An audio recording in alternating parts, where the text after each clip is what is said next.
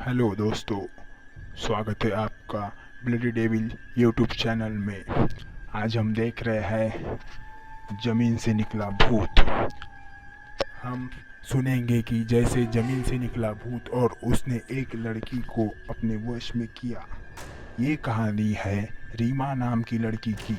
रीमा जब छोटी थी तभी से उसको भूत प्रेतों की कहानी पढ़ना, उसकी वीडियो देखना, जैसे कि आप देख रहे हैं, ये सब बहुत अच्छा लगता था। रीमा को जितना भूतों के बारे में जानना अच्छा लगता था, रीमा को जितना भूतों के बारे में जानना अच्छा लगता था, उतना ही वो भूतों से डरती थी। थोड़ी सी भी आहट सुन के वो, वो डर जाया करती थी।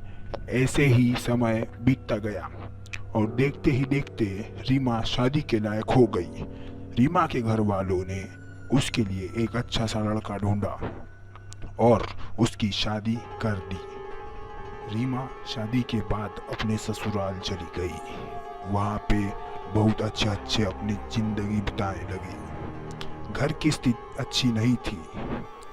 पैसे की कमी के कारण रीमा का पति उसे गांव में ही छोड़कर दूसरे शहर कमाने चला गया था, ताकि कुछ आमदनी हो सके और घर की स्थिति भी सही हो जाए। रीमा के पति का नाम संतोष था। संतोष वहाँ काम करने लगा और शहर से पैसे गांव भेजने लगा।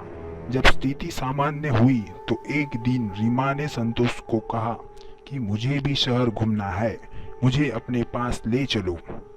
संतोष ने अपने घर वालों से बात की। सब ने हाँ बोल दिया कि ठीक है, बहू भी कुछ समय शहर घूम लेगी।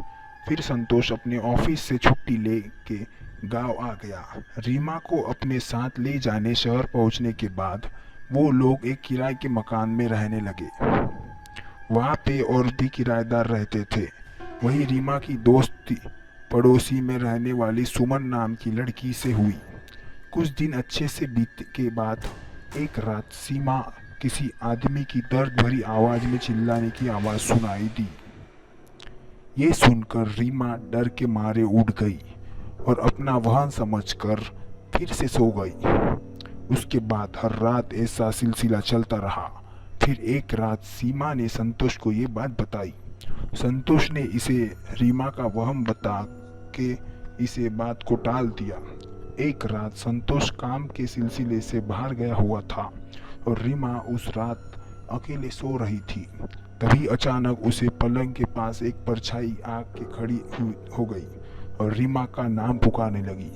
रीमा घबरा कर जोर से चिल्लाई। रीमा की चीख सुनकर पड़ोस में रहने वाली उसकी सहेली सुमन दौड़कर उसके घर गई, पर तब तक वो परछाई गायब हो चुकी थी। उसके दूसरी रात रीमा को सपने में वही परछाई दिखी। उस परछाई ने सपने में बताया कि उसकी अस्थितियां इस कमरे के नीचे दफन है, उनको बाहर निकाल के उसे मुक्त करो। रीमा अपने से सपने से घबरा के उठ गई और ये बात अपने पति संतोष को बताई, पर संतोष ने इस बात को मानने से इनकार कर दिया और वापस सो गया।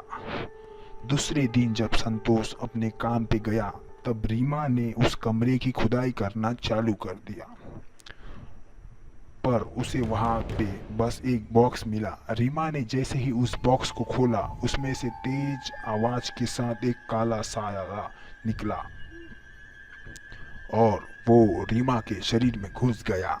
तभी से रीमा की जिंदगी बिल्कुल नर्क बन गई। रीमा ने सबसे बात करना बंद कर दिया।